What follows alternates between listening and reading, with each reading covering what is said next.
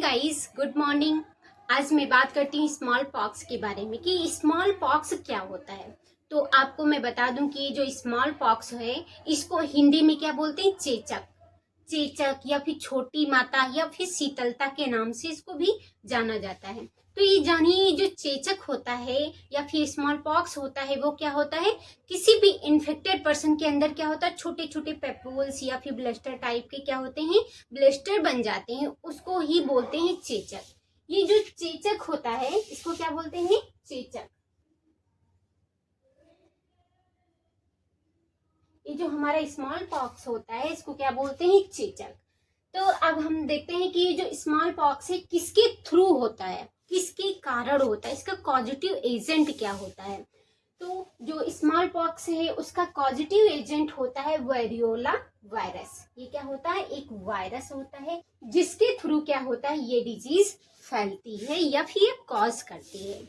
Next हम बात करते हैं ये जो स्मॉल पॉक्स होता है वो कैसा होता है, उसका ऑनसेट कैसा होता है, एक्यूट होता है, क्रॉनिक होता है, ये जो डिजीज है तुरंत हो जाती है या इसमें फिर टाइम लगता है, इसके बारे में हम इसमें डिस्कस करते हैं। तो ये समझ लीजिए कि जो स्मॉल पॉक्स होता है वो क्या होता है, एक्यूट होता है।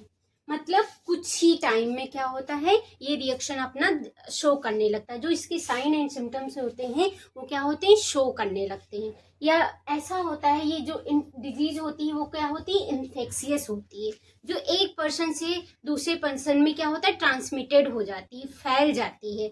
और ये डिजीज कैसी होती है, कम्युनिकेबल होती है। कम्युनिकेबल का मतलब होता है कि ऐसी डिजीज जो एक पर्सन से दूसरे पर्सन में, दूसरे पर्सन से तीसरे पर्सन में, तीसरे पर्सन से चौथे पर्सन में क्या होती, फैल जाती है, ट्रांसमिटेड हो जाती है, उसको क्या बोलते हैं, कम्युनिकेबल। तो मान लीजिए कि हमारा ये पर्सन क्या है, ये पर्सन जो है ये क्या है, इन्फेक्टेड पर्सन है और दूसरा क्या है, हेल्दी पर्सन है।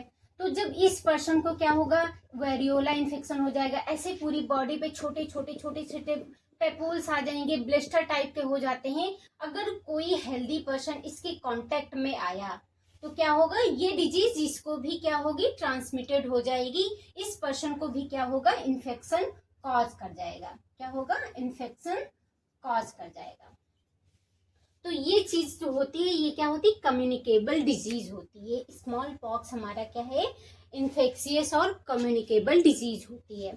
ये कॉज्ड किसके थ्रू होता है, ये आपको अभी बताया था कि कॉज्ड बाय वेरियोला वायरस। ये जो है हमारा स्मॉल पॉक्स वो वेरियोला वायरस के थ्रू क्या होता है, फैलता है। अब हम स्मॉल पॉक्स के करेक्टर्स के बारे में डिस्कस करते हैं कि इसके करेक्टर्स क्या क्या होते हैं।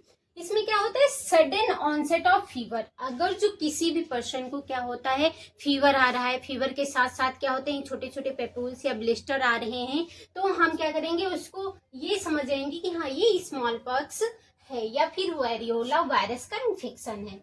और इस पर्सन में और क्या होगा, हेडेक देखने को मिलेगा और बैकएक देखने को मिलेगा और वोमिटिंग होगी, कन्वर्जन्स भी आ सकते हैं। कन्वर्जन्स किस में आते हैं, मोस्टली चिल्ड्रंस में।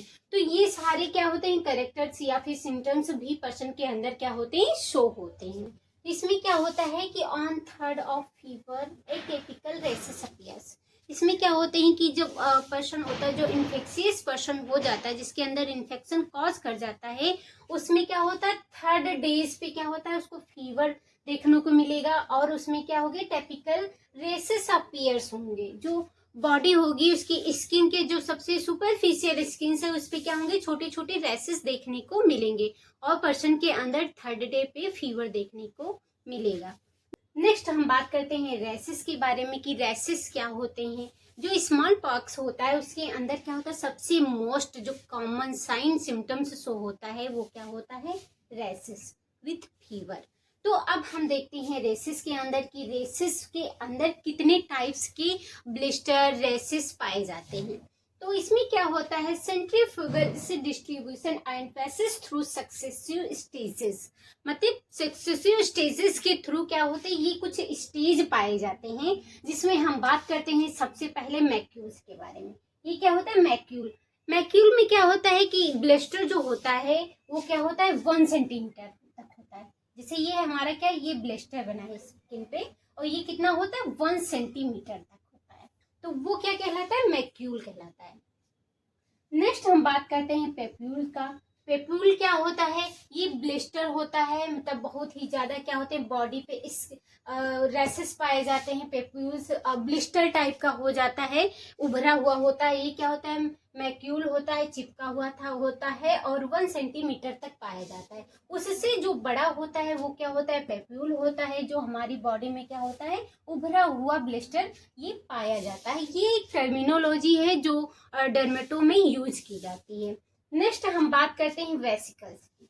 जो वेसिकल क्या होता है? जो हमारे ब्लिस्टर होते हैं, ब्लिस्टर के अंदर क्या होता है? फ्लूइड फिल होता है। जिसके अंदर फ्लूइड फिल्ड होता है उसको क्या बोलते हैं? वेसिकल्स। और इसका क्या होता है? ये जनरली मल्टीपल्स जब पाए जाते हैं तो ये वर्ड यूज किया जाता है। ये सारे हमारे क्या होते हैं? रेसेस के स्टेजेस होती हैं। नेक्स्ट हम बात करते हैं इंक्यूबेशन पीरियड की। जो हमारा स्मॉल पॉक्स होता है उसका इंक्यूबेशन पीरियड कितना होता है?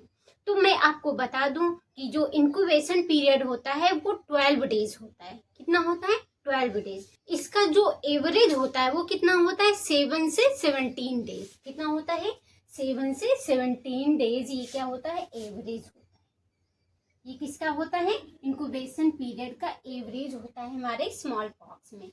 अब मैं बात करती हूँ कि जो स्मॉल पॉक्स होता है वो कैसे फैलता है, उसका रूट क्या होता है, किस तरीके से वो फैल सकता है, इसके बारे में हम इसमें बात करते हैं। तो हम देखते हैं रूट ऑफ ट्रांसमिशन, मतलब किस तरह से क्या होता है? ट्रांसमिटेड होता है। तो सबसे फर्स्ट क्या होता है? Respiratory route. जो भी पर्सन होता है वो वेरियोला वायरस से इन्फेक्टेड होता है, तो वो एक पर्सन से दूसरे पर्सन में कैसे जा सकता है? रेस्पिरेटरी प्रोसेस के थ्रू भी वो क्या होता है? फैल सकता है। डायरेक्ट रेस्पिरेटरी के कांटेक्ट में भी आने पे वो क्या होता है? फैल जाता है। नेक्स्ट हम बात करते हैं कि अदर कौन सा रूट है जिसके थ्रू क्या होता है? ये स्मॉल पॉक्स फैलता है। तो सबसे इसमें कॉमन होता है, क्या होता है? कांटेक्ट, मतलब डायरेक्टली किसी भी पर्सन से, इन्फेक्टेड पर्सन से क्या होता है? कांटेक्ट करना, हैंड शेक करना। तो क्या होता है? उससे हमारा इन्फेक्शन क्या होता है? दूसरे पर्सन में ट्रांसमिटेड हो जाता है। जो भी इन्फेक्टेड पर्सन होते हैं और दूसरा जो हेल्दी पर्सन होता है उसके अंदर क्या होता है? फैल जाता है। अब मैं इस डिजीज के बारे में बात करती हूँ कि जो हमारा स्मॉल पॉक्स है वो कब आया, कब इरेडिकेट हुआ, वर्ल्ड वाइड कब इरेडिकेट हुआ और हमारे पूरे विश्व से ये कब बाहर गया, इसके बारे में हम इसमें बात करते हैं।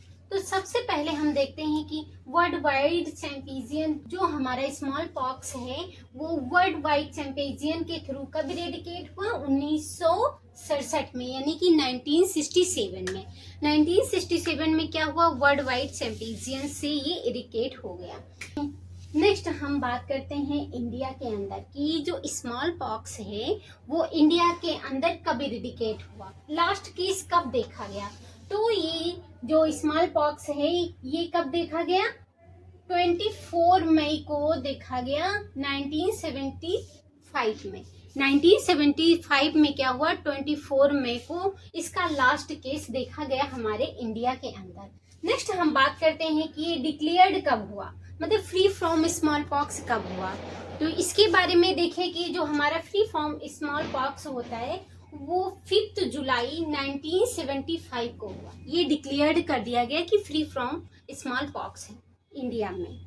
नेक्स्ट हम बात करते हैं कि वर्ल्ड वाइड, ये तो हमारा क्या था? हमारे इंडिया के अंदर लास्ट केस कब देखा गया? 24 मई 1975 में देखा गया। इंडिया के अंदर इसको डिक्लेयर्ड कर दिया गया कि हमारा जो इंडिया है वो फ्री फ्रॉम स्मॉल पॉक्स है। ये कब डिसाइड किया गया? 5 जुलाई 1975 में। तो अब हम बात करते हैं कि वर्ल्ड वाइड, यानी कि पूरे वर्ल्ड में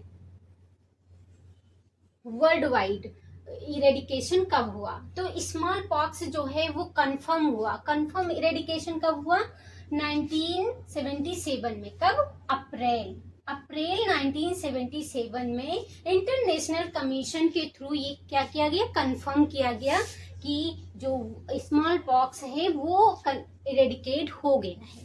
अब हम बात करते हैं वर्ल्ड हेल्थ असेंबली के बारे में कि वर्ल्ड हेल्थ असेंबली ने कब कंफर्म कर दिया कि ग्लोबल, यानी कि पूरे विश्व से स्मॉल पॉक्स इरेडिकेट हो गया है। कब बताया गया है? मई 1980 में, कब? मई 1980 1980 में ये कंफर्म कर दिया गया है कि जो स्मॉल पॉक्स है वो वर्ल्ड से बाहर चला गया है, एरेडिकेट हो गया है, खत्म हो गया है। इसके बारे में इसमें क्या किया गया है, बताया गया है। आई होप आप सभी लोगों को स्मॉल पॉक्स समझ में आ गया होगा कि स्मॉल पॉक्स क्या होता है, ये किसके थ्रू होता है, और ये इंडिया से या फिर वर्ल्ड से कब एरेडिकेट हुआ, इसके बारे में इसमें हम बताए हैं। आप लोगों को अच्छे से समझ में आ गया होगा। Thank you.